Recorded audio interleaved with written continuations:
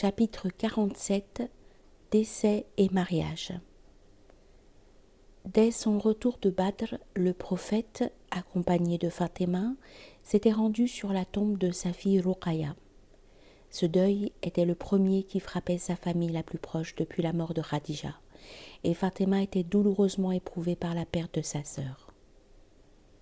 Les pleurs coulaient de ses yeux, tandis qu'elle était assise près du tombeau aux côtés de son père, et que celui-ci tentait de la réconforter en séchant ses larmes avec le coin de sa tunique. Le prophète s'était naguère élevé contre la pratique des lamentations funèbres, mais il avait été mal compris.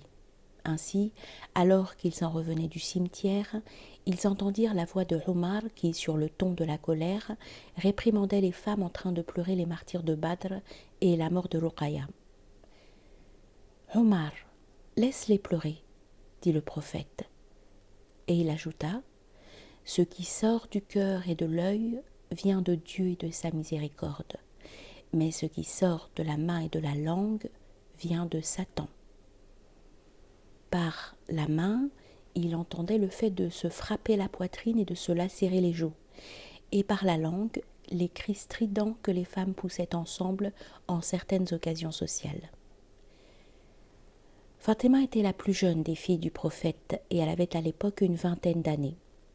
Dans son entourage, le prophète avait déjà parlé de Ali comme l'époux qui lui conviendrait le mieux, mais il n'y avait eu aucune cérémonie de contrat. Abu Bakr et Omar avaient l'un et l'autre demandé la main de Fatima, mais le prophète les avait repoussés, sans dire que Fatima était déjà promise à un autre, mais en arguant du fait qu'il lui fallait attendre le moment fixé par le ciel. Ce n'est qu'au cours des semaines qui suivirent son retour de Badr qu'il reçut la certitude que ce moment était venu et qu'il adressa à Ali quelques paroles d'encouragement, dans l'espoir que celui-ci ferait formellement sa demande en mariage. Ali hésita d'abord en raison de son extrême pauvreté. Il n'avait rien hérité de son père puisque la loi de la nouvelle religion interdisait à un croyant d'être l'héritier d'un incroyant. Il avait néanmoins acquis une humble demeure non loin de la mosquée, et dès lors qu'il n'eut plus aucun doute quant au désir du prophète, il se laissa facilement convaincre.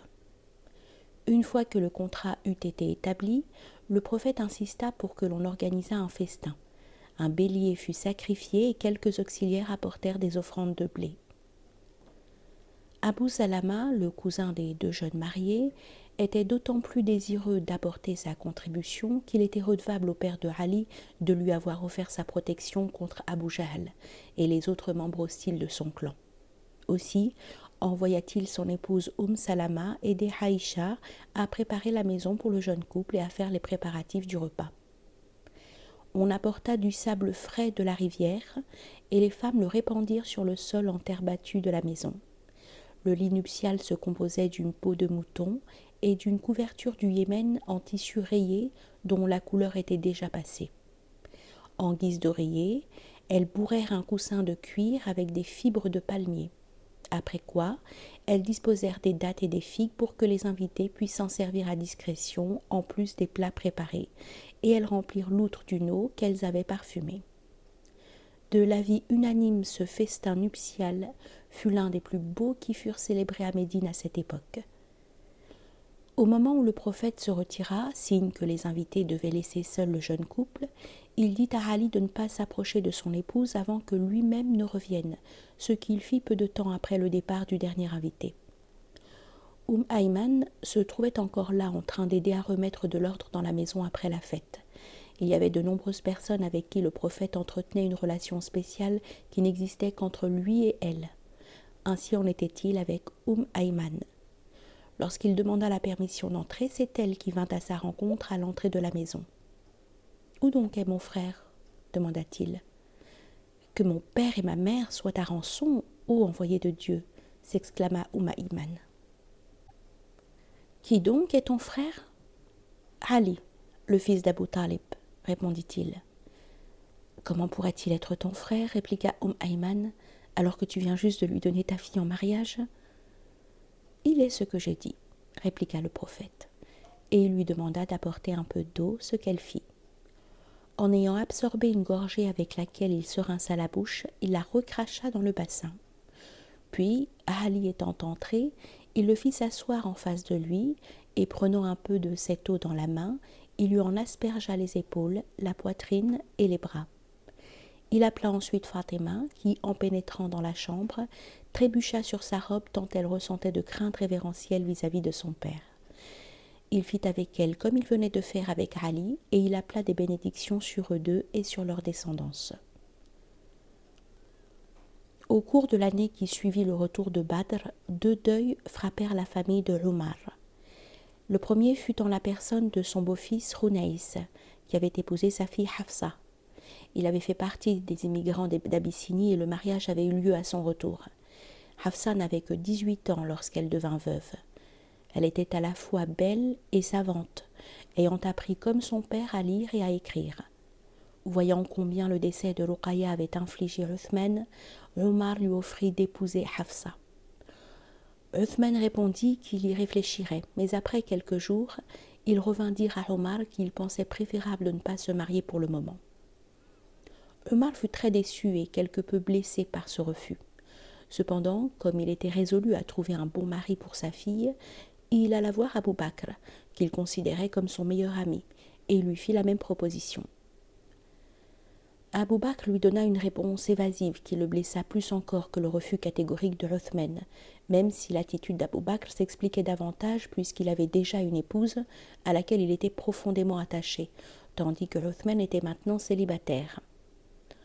Peut-être ce dernier pourrait-il encore changer d'avis si quelqu'un savait le persuader. Dès qu'il put se trouver seul avec le prophète, Umar lui fit part de ce qui le chagrinait. « Vois, lui dit le prophète, je te montrerai un meilleur beau-fils que Uthman et je lui montrerai un meilleur beau-père que toi. » Qu'il en soit ainsi, opina Umar avec un sourire de bonheur, car après un instant de réflexion, il avait deviné que le meilleur homme auquel il venait d'être fait allusion n'était autre que le prophète lui-même, qui prendrait Hafsa comme épouse et qui, pour la seconde fois, deviendrait le beau-père de Uthman en lui donnant en mariage Kulthum, la sœur de Ruqayya. Par la suite, Abu Bakr expliqua à Umar pourquoi il s'était montré si réticent, le prophète lui ayant confié sous le sceau du secret son intention de demander la main de Hafsa. Le mariage Kulthum et de Uthman fut célébré en premier, et celui du prophète et de Hafsa eut lieu plus tard, lorsque le délai de légal de 4 mois après le décès de Hunays se fut écoulé et qu'un appartement jouxtant la mosquée eût été ajouté à ceux de Saouda et de Aïcha, soit un peu moins d'une année après la bataille de Badr. L'arrivée de Hafsa ne troubla en aucune façon l'harmonie de la maisonnée. Aïcha était heureuse d'avoir une compagne plus proche d'elle par l'âge et une amitié solide et durable se forma bientôt entre les deux jeunes femmes, alors que Saouda, qui avait été un peu une mère pour Aïcha, partagea son affection maternelle avec la nouvelle venue qui avait une 20aine d'années de moins qu'elle. C'est à peu près à l'époque de ce mariage que mourut le beau-frère de Umar, Uthman ibn Mazoun, qui était l'oncle maternel de Hafsa. Lui et son épouse Khawla avaient toujours été très proches du prophète, et il apparaissait comme le plus ascétique de tous les compagnons. Ascète, il l'avait été avant que l'islam soit révélé, et après son émigration à Médine, il avait ressenti un tel besoin de supprimer les désirs terrestres qu'il avait demandé au prophète la permission de se faire eunuque et de passer le reste de sa vie comme un mendiant errant. « N'as-tu pas en moi un bel exemple ?» lui dit le prophète. « Or moi, je m'unis aux femmes, et je mange de la viande, et je jeûne, et je romps mon jeûne. Il ne fait pas partie de mon peuple celui qui fait des eunuques ou qui fait de lui-même un eunuque. » Le prophète avait néanmoins des raisons de penser que Uthman ne l'avait pas pleinement compris, et il profita d'une autre occasion pour lui poser la même question. « N'as-tu pas en moi un exemple ?» Uthman s'empressa de répondre affirmativement, puis il s'enquit de ce que le prophète pouvait avoir à lui reprocher. « Tu jeûnes chaque jour, lui dit le prophète, et tu passes toutes les nuits à veiller et à prier. »« Oui, c'est ainsi que j'agis, répondit Uthman. car il avait entendu maintes fois le prophète parler des mérites du jeûne et de la prière nocturne. « Eh bien, n'agis pas ainsi, lui dit le prophète, car en vérité tes yeux ont le droit sur toi, et ton corps a ses droits, et ta famille a ses droits. Donc prie et dors, et jeûne et romps le jeûne. » En tant qu'expression de la religion primordiale, la révélation soulignait constamment combien il est important de rendre grâce à Dieu pour tous les bienfaits les plus élémentaires de la vie. Il vous a donné la connaissance par l'ouïe, par la vue et par le cœur, afin que vous puissiez être reconnaissants. Verset coranique. Et parmi ces signes, il y a qu'il a créé pour vous des épouses tirées de vous-même, afin que vous trouviez le repos près d'elles, et qu'il a institué entre vous l'amour et la bonté. Certes, il y a là des signes pour ceux qui réfléchissent. Dis, y pensez-vous ? Si Dieu avait étendu sur vous la nuit en permanence jusqu'au jour de la résurrection, quelle divinité en dehors de Dieu vous apporterait-elle la lumière ? N'entendez-vous pas ? Dis, y pensez-vous ? Si Dieu avait étendu sur vous le jour en permanence jusqu'au jour de la résurrection, quelle divinité en dehors de Dieu vous apporterait-elle une nuit pour que vous y trouviez du repos ? Ne voyez-vous pas ? Dans sa miséricorde, il a fait pour vous la nuit et le jour afin que vous vous y reposiez, que vous recherchiez ses bienfaits, que vous puissiez être reconnaissant. Verset coranique. Pour l'homme primordial, les plaisirs naturels, s'ils sont consacrés par la reconnaissance envers Dieu, sont des modes d'adoration, et c'est en se référant à sa propre expérience que le prophète a cité dans un même contexte les plaisirs des sens et celui de la prière, en disant « Il m'a été donné d'aimer le parfum et les femmes, et la fraîcheur a été donnée à mes yeux dans la prière. »